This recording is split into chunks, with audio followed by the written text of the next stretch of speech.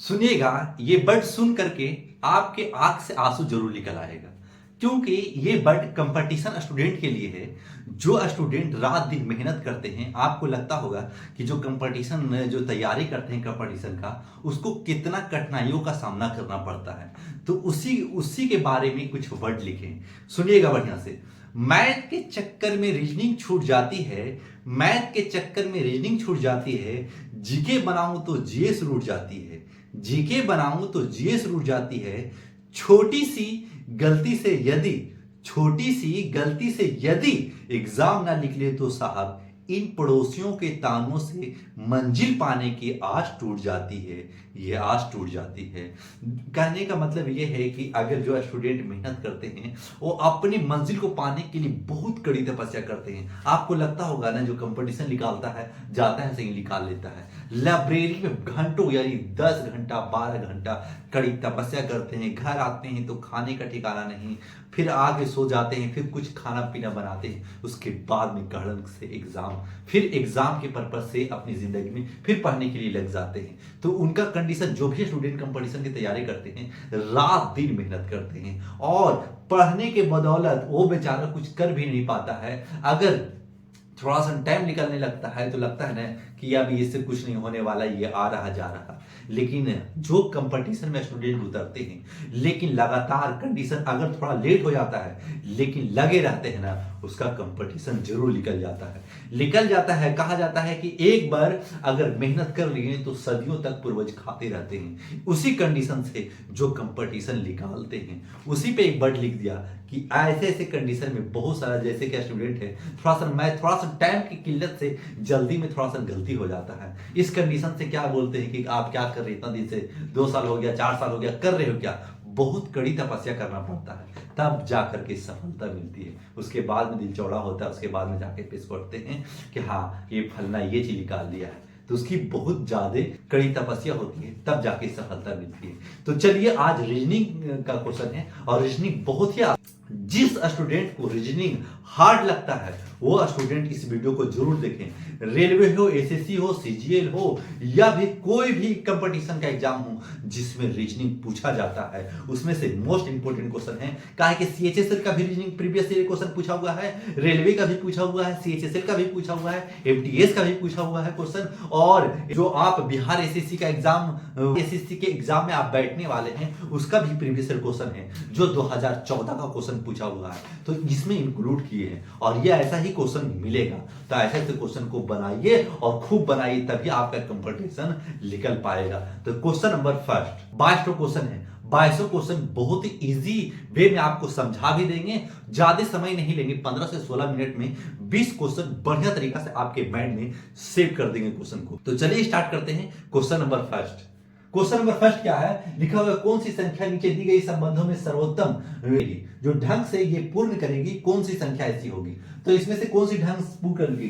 देखिए, इससे ये संबंध है तो इससे क्या संबंध होगा? तो आपको याद होना चाहिए कि 9 इंटू 2 प्लस 2 कर देंगे ना, तो क्या आ जाएगा? 18 प्लस 2 क्या आ जाएगा? 20 आ जाएगा। यानी ये कंडीशन 20 आ गया। इसका मतलब है कि 21 इंटू 2 प्लस 2 कर देंगे तो 21 दूनी 42 प्लस 2 करेंगे तो 44 हो जाएगा, और 44 आपका राइट आंसर हो जाएगा। डी में चले जाएंगे।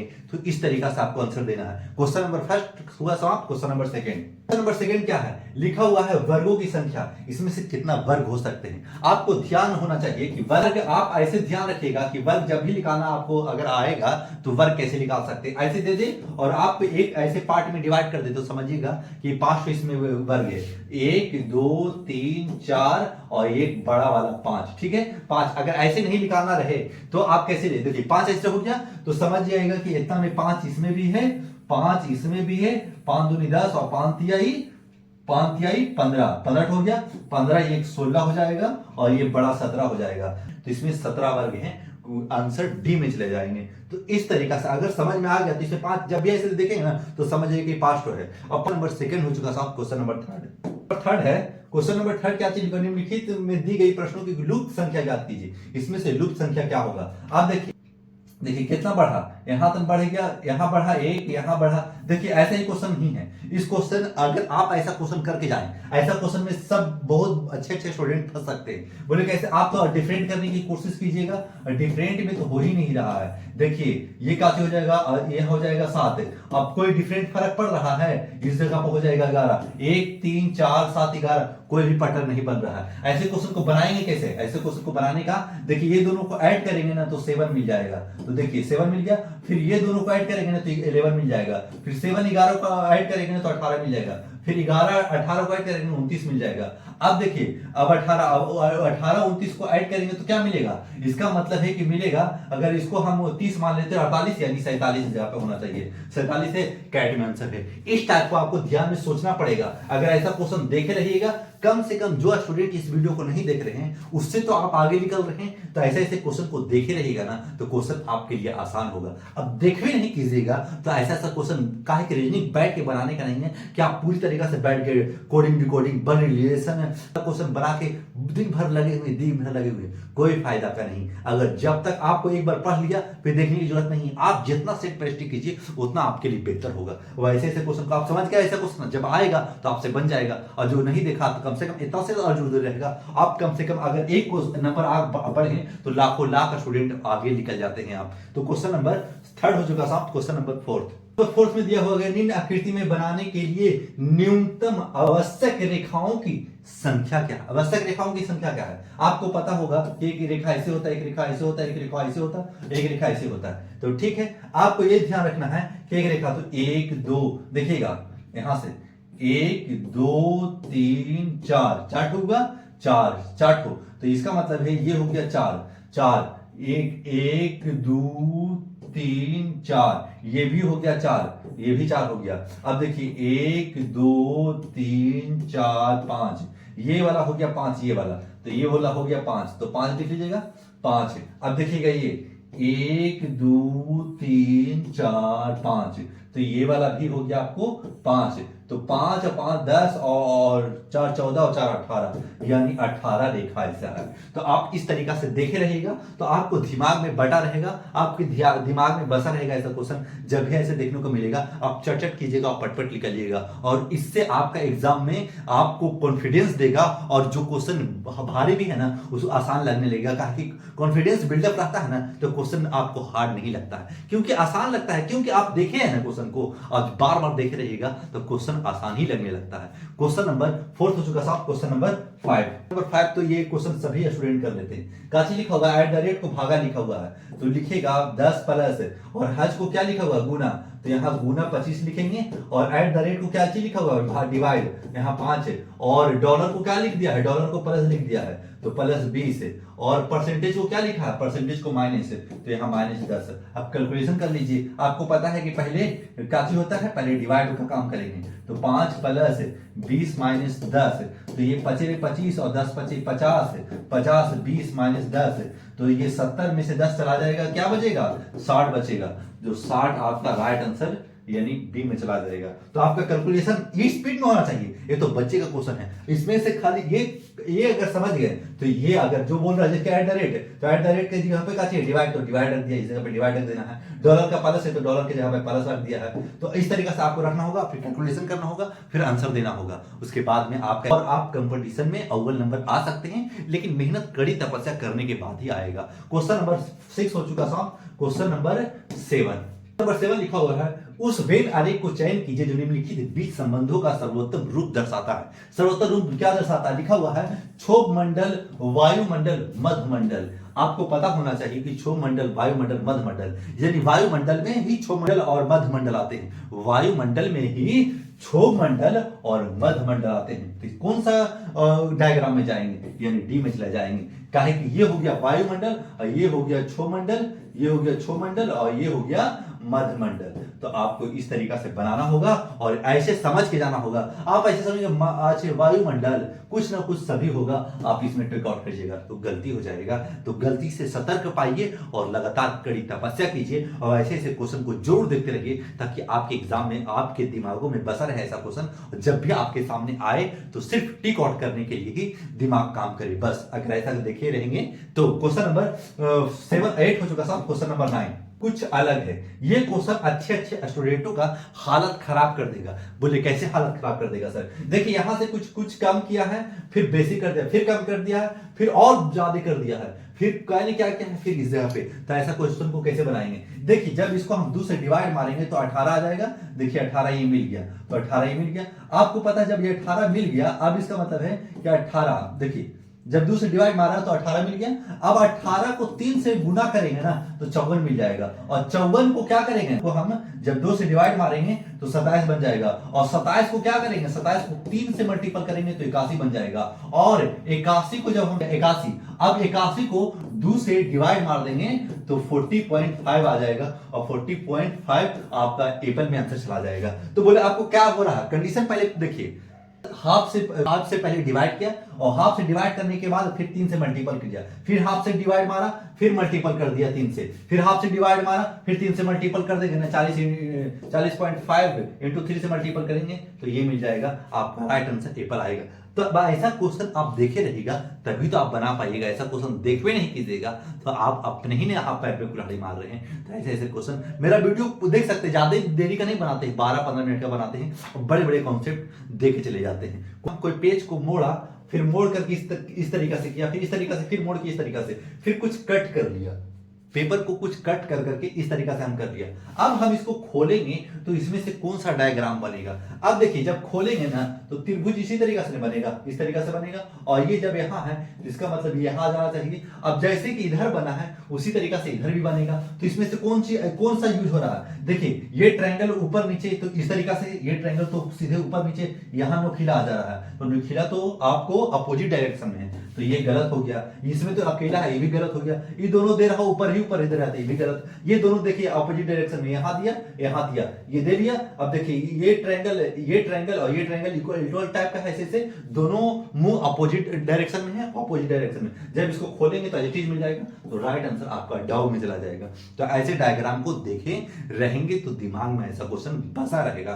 क्वेश्चन नंबर हो चुका 11 समाप्त। क्वेश्चन नंबर 12, क्वेश्चन नंबर 12, निम्नलिखित में से कौन सा आरेख मंत्री किसान और इंजीनियरिंग, मंत्री किसान कुछ इंजीनियरिंग, कहने का मतलब है इसमें कौन सा डायग्राम में जाएंगे। आप इसमें नहीं जा सकते क्योंकि कुछ मंत्री किसान भी हो सकते हैं और कुछ किसान इंजीनियर भी हो सकते हैं और कुछ इंजीनियरिंग लोग मंत्री भी बन सकते हैं। यानी डायग्राम कुछ ना कुछ सभी में मिलेगा। तो डायरेक्ट हम किस में चले जाएंगे, आपको बी में चले जाएंगे, तो कंप्लीट आंसर होगा। और ऐसा क्वेश्चन को जरूर ध्यान दीजिए। अब ऐसा क्वेश्चन को ध्यान नहीं दीजिएगा ना तो आपको ऐसा क्वेश्चन से एक नंबर में हजार स्टूडेंट पीछे हो जाते हैं। क्वेश्चन समझिएगा, ब्लड रिलेशन का क्वेश्चन है और अच्छे स्टूडेंट का इसमें दिमाग खराब होता है।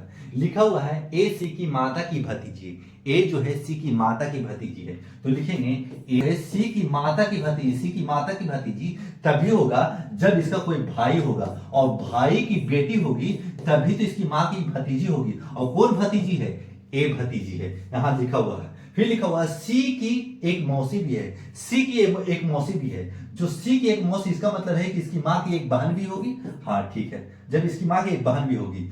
सी का एक ही माता से, कहा सी का एक ही माता से, अब इसकी माता यानी इसकी माता यानी इसकी वाइफ हो जाएगा, यानी ये पिता है तो ये वाइफ हो जाएगा और यही तो इसकी माँ है। और इसकी माता से सी का क्या लेना देना है, तो सी की क्या चीज हो जाएगी, भतीजी हो जाएगी। यानी भांजी या भतीजी इक्वल में आता है तो नीस में चले जाएंगे। आपका राइट आंसर डी में चला जाएगा। और ऐसे ही ब्लड रिलेशन आसान से बना सकते हैं, ज्यादा भारी नहीं है। क्वेश्चन नंबर 15 हो चुका साहब। क्वेश्चन नंबर 16, सभी मैट चूहे हैं, तो सभी मैट चूहे हैं, ठीक है, तो सभी मैट चूहे हैं, कंप्लीट। और कह रहा है कुछ चूहे फैट है, कुछ चूहे फैट है। फिर क्या लिखा हुआ है निष्कर्ष में, सभी मैट फैट है। सभी मैट फैट कभी हो सकता है, अरे कुछ चूहे हैं तो सभी कैसे कह सकते हैं, तो ये हो जाएगा, फर्स्ट हो जाएगा निष्कर्ष गलत। कुछ चूहे मैट हैं, कुछ चूहे जो है मैट, हाँ कुछ तो है एग्जीक्यूशन है लेकिन है ना, तो सेकंड आंसर सही होगा। तो इसमें कौन चीज आएंगे, अब इसमें असर्जन यानी only calculation of second follow, तो सेकेंड में आपका राइट आंसर हो जाएगा। क्वेश्चन नंबर 70 लिखा हुआ है COMBAT, ठीक है। फिर क्या लिखेंगे, एन पी डी भी सी डी, इस तरीका से लिखने होंगे। फिर देखिए M N C D O P, यानी एकक बढ़ रहा है, तो बी देखिए बी सी डी 2 बढ़ रहा है, टी यू भी ए बी सी, यानी इधर 2 बढ़ रहा है, इधर 1 बढ़ रहा है। अब कंडीशन ऐसी तरीका से फॉलो करेंगे। ई में कितना जोड़ेंगे, 1 जोड़ेंगे पहले, तो ई एफ आना चाहिए। अब ई एफ आना चाहिए, ये भी कट गया, ये भी कट गया, ये भी कट गया, राइट आंसर सेकंड में चले जाएंगे। ऐसा क्वेश्चन देखने के साथ अगर दिमाग काम करेगा ना तो भन से बनेगा। ऐसा क्वेश्चन देखे रहेगा तभी काम करेगा दिमाग। क्वेश्चन नंबर 17 हो चुका साहब। क्वेश्चन नंबर 18 में क्या होगा, सी डी ई, देखिए सी डी यानी 2 प्लस हो गया, फिर ई एफ जी 2 प्लस और इस जगह पे 2 प्लस, तो 11, तो क्या चलेगा, आई जे के, तो के कहां है, के एच, यानी यहां भी 2 बढ़ गया, फिर यहां भी 2 बढ़ जाएगा, ए एच आई जे, फिर इधर भी 2 माइनस कीजिएगा, -2 इधर भी घटा,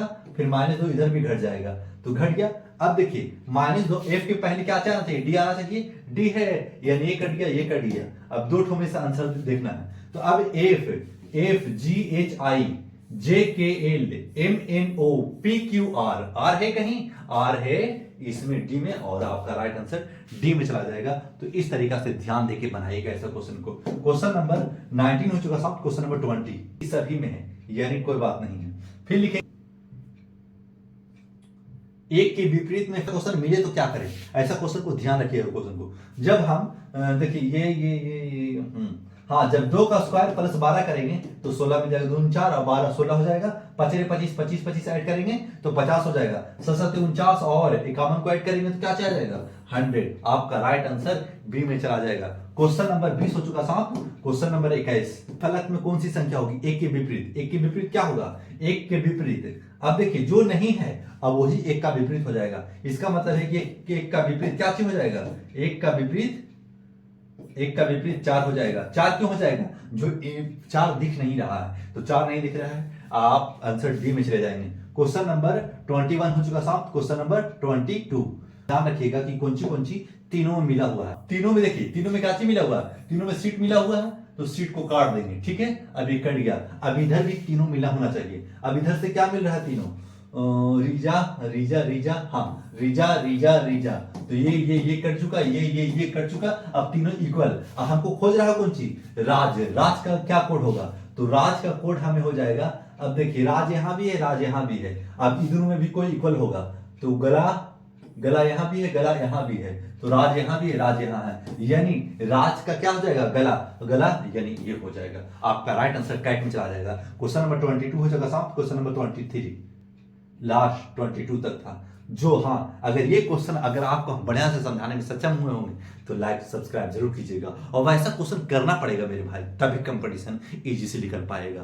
तो जाते जाते दीजिए मुझे इजाजत। Thanks for watching.